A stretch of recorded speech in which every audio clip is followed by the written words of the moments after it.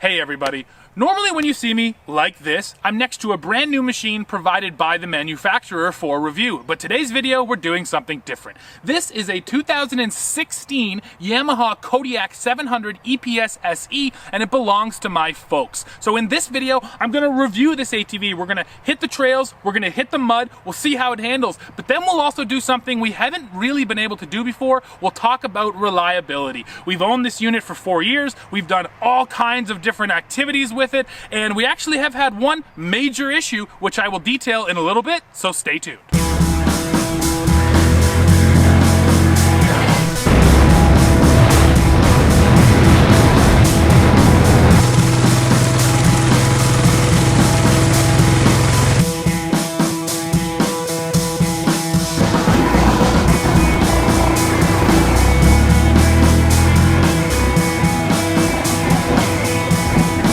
Bit of backstory on the Kodiak here. So Yamaha created the Kodiak to be a cheaper version of the Grizzly. Now these two units use the same bones and the same power plant, that being a 708cc liquid-cooled dual overhead cam 4-valve single-cylinder engine.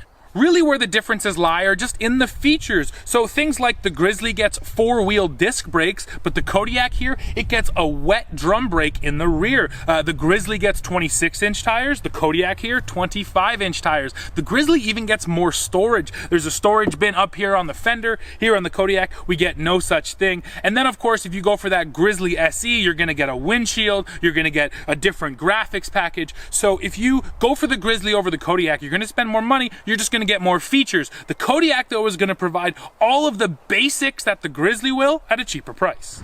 How much cheaper? Well, let's talk about it. So this Kodiak right here, which is the EPS Special Edition, this is the most expensive version, and it sells for $11,199 here in Canada. Now the Kodiak EPS non-special edition, that goes for just over 10 grand, and then the bargain of the bunch is the regular Kodiak 700. Now there's no power steering on that model, and it doesn't even come with the LCD screen up here or this headlight. But if you go for the basic Kodiak 700, you're still getting this power plant, this frame, and it's only going to cost you $8,949.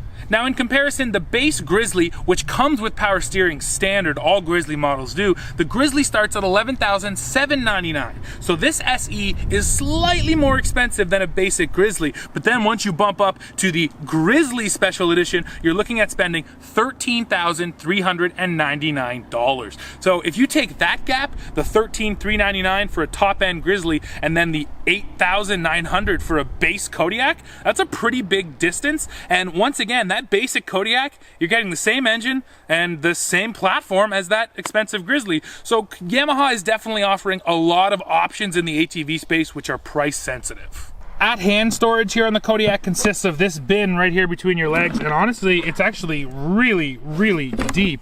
I can let you kind of see inside a little bit, and I do always appreciate having some really nice, big at-hand storage, and this Kodiak definitely offers it. Here's another thing I like about this Kodiak 700. So you pop the seat off, and right there is the top of your fuel tank. There's a nice little toolkit, and then right there is the breather box. And I think that's important because you know exactly how high the water level can come. If you're in water that's right up to your crotch, you're a little bit too deep. Almost time to ride. Let me just hit you with a few last quick stats before I do. So the width here on the Kodiak, we're talking about 46.5 inches. The wheelbase is 49.9 inches, and the ground clearance stands at 10.8 inches. And that is thanks in part to those wide arc A arms, which are arched a little bit to help get this thing up off the ground.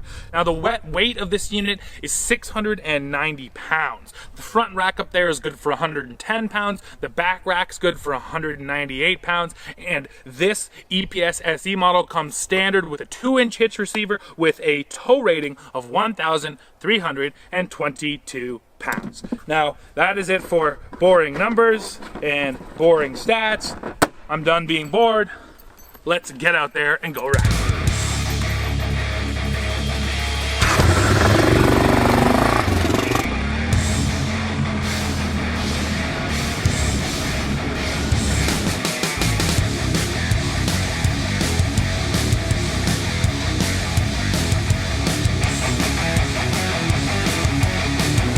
All right, everybody, here we go into the mud trench. And like usual, I'm gonna try to creep through and just see how the power and the tires do. I got her in 4-wheel, no diff lock. There we go. And pretty much easy peasy. She struggled there a little bit. Yeah, I dug a little bit.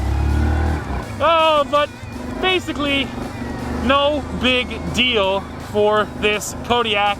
And one of the tests I really like to do is coming across the trench like this. So we'll do it on an angle.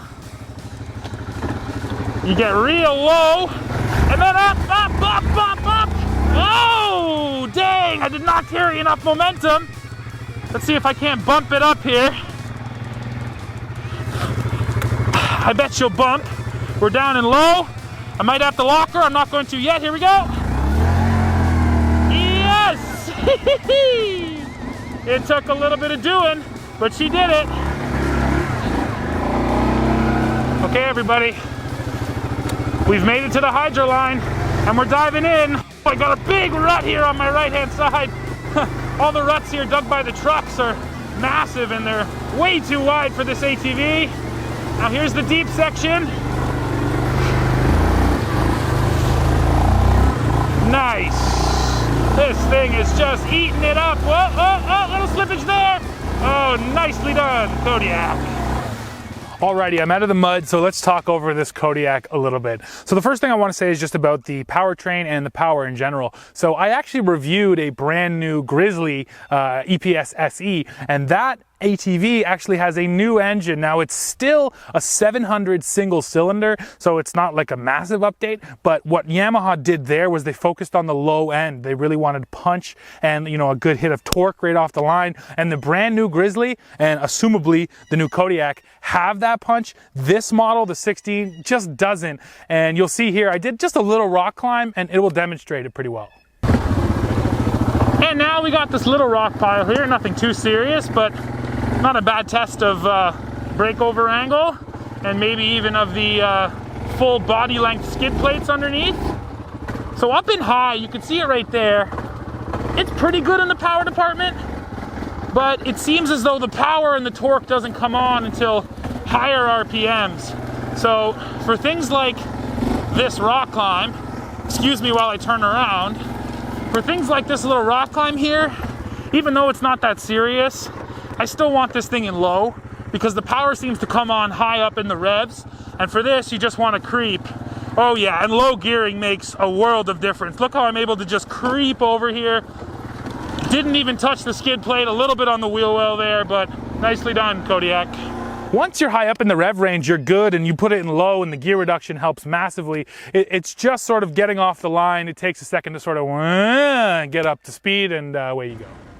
What's it like to turn corners on the Kodiak? Well, that can be defined basically like this. The suspension here is actually pretty squishy. On a lot of brand new ATVs I've ridden, the suspension is quite stiff. Manufacturers are going for that tight handling feeling, and the Kodiak doesn't really have that. It leans through the corners quite a bit, but the trade-off there is just the straight up soft suspension. So when you're moving at speed, hitting rocks or potholes, the bump absorption here is quite good. Aggressive cornering is really when the suspension isn't the best, because you just have to ride this machine so hard. It leans so much that you really got to get your body weight, you know, one way or the other to keep all four wheels on the ground. So, you know, that sort of stability at high speeds isn't quite there.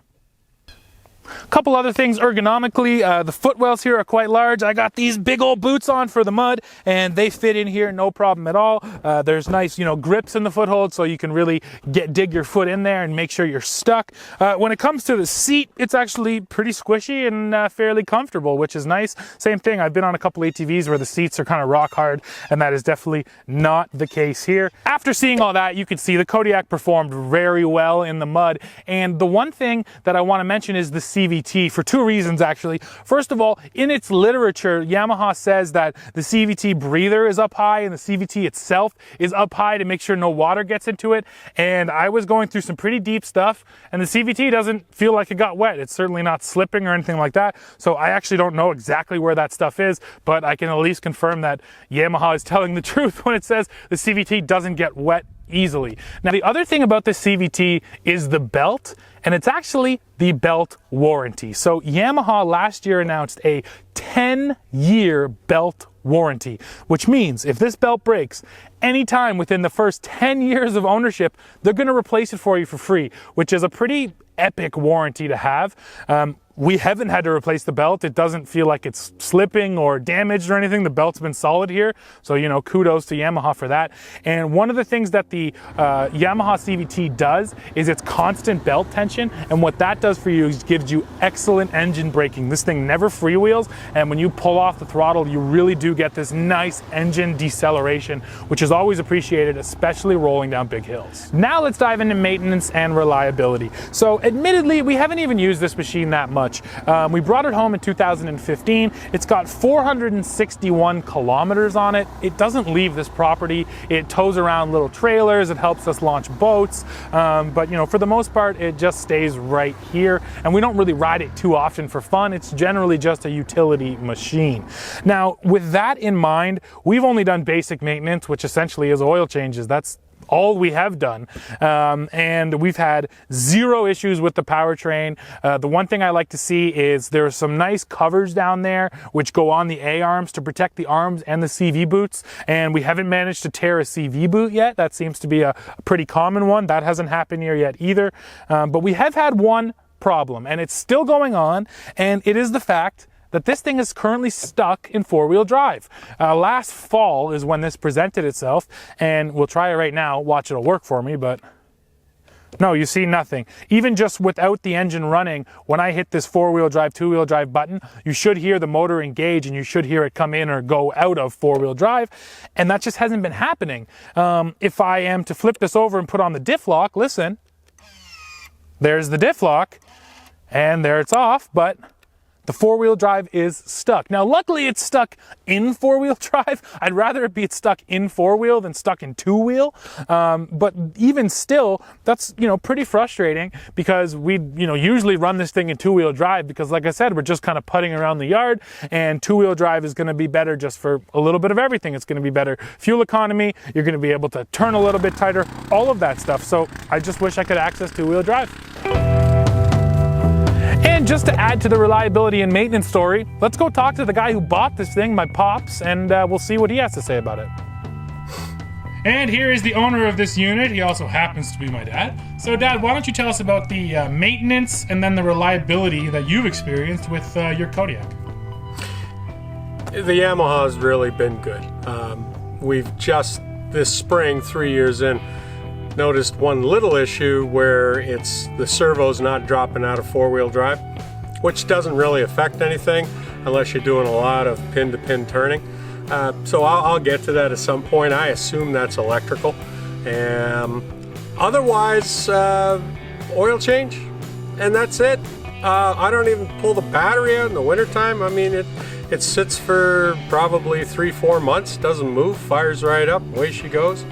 And that's kind of what I wanted with this, because this really is a work ATV for us. Not to mention, we've got a decent 2-inch hitch on this, so it hooks up to a little bush buggy that we've got, and for some reason my wife thinks that's fun, and I'm okay with that, because that means she rakes the leaves, puts them in the buggy, and then off she goes, and I don't have to worry about it. But Yamaha, in my opinion, is one of the better brands in terms of very, very low maintenance. So we've been real happy with it. And the other fact of the matter is, and this has to factor into it, is that Steven and my other son Matthew, I mean, they're grown now, they're pretty much gone, so they haven't beat the crap out of this. If we were younger kids, it might not be as it would in not good be shape. it would just like everything else you guys broke as teenagers. However, I'm old, I don't beat on it too hard, but it does everything I want it to do. And if you do get into something a little deep and gnarly, it does the job. Awesome. Well, I just break my own stuff now, or other people's stuff. Yeah. And all I gotta say other than that is, why the hell did you have to get it so muddy? It's just a little muddy. Okay, well, it's muddy enough. You wash it. All right. Wash coming up. Thank you. With the Kodiak here, Yamaha is giving its customers more choices. The choice to still have the 700cc engine, but save some money and not get a bunch of those superfluous features. Now, this thing comes with everything you're gonna need to go out, have a great time, and still get some hard work done. Add on to that it's been basically bulletproof for 4 years of ownership, and it's hard not to recommend the Yamaha Kodiak 700. So that's it for this review, guys. Make sure you go down in the comments, let me know what you think, and as always, stay tuned for more news, views, and real world reviews. Now, if you'll excuse me, I think you know exactly what time it is. Time to keep on riding. See ya.